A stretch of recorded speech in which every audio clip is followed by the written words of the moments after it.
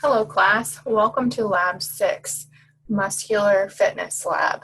So in this lab you will use the same 5 people that you use for the cardiovascular lab, and then you will run those tests on those individuals, report the data, and then put the data in this Excel spreadsheet.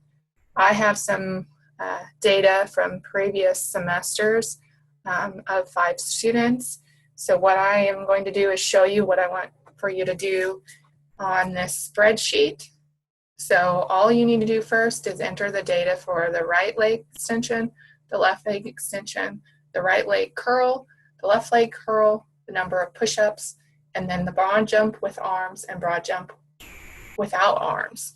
And so you just enter the data in there, and then you'll get the mean, median, and mode for each column. And then down at the bottom, there'll be a correlation table. So what I want for you to do for this lab on the Excel spreadsheet is to insert a graph. So what you're going to do first is select the right leg extension as well as left leg extension. And you're going to insert a scatter plot, and then scatter plot comes up, and as you can see right here,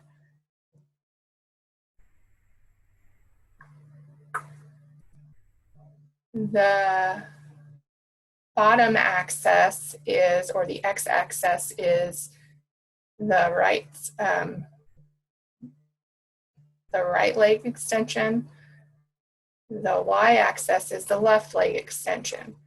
So what you're going to do is have to insert chart title as well as the axes for this graph. And then if you remember, we're going to insert an element, and we're going to add a linear trend line. And then from there, you're going to select that trend line,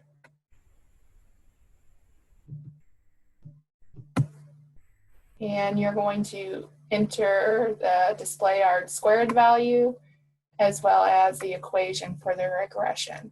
And so these all need to be on this graph.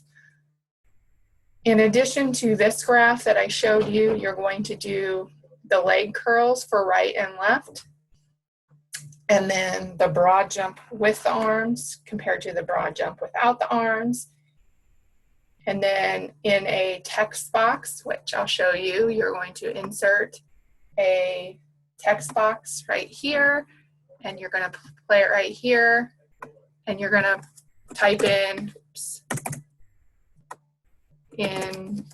interpretation, and you're going to interpret those 3 graphs based on their correlation, as well as what you observe with the graph. So what's the trend for the graph? So that is the end of the instructions for the Excel spreadsheet.